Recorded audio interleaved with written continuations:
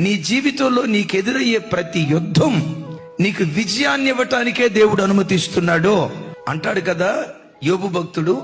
నరుల కాలము భూమి మీద యుద్ధ కాలం అంటే కాలం కాదా అంటాడు. దావీదుని హీరో చేసింది అతని మీదకి వచ్చిన పెద్ద శత్రువే.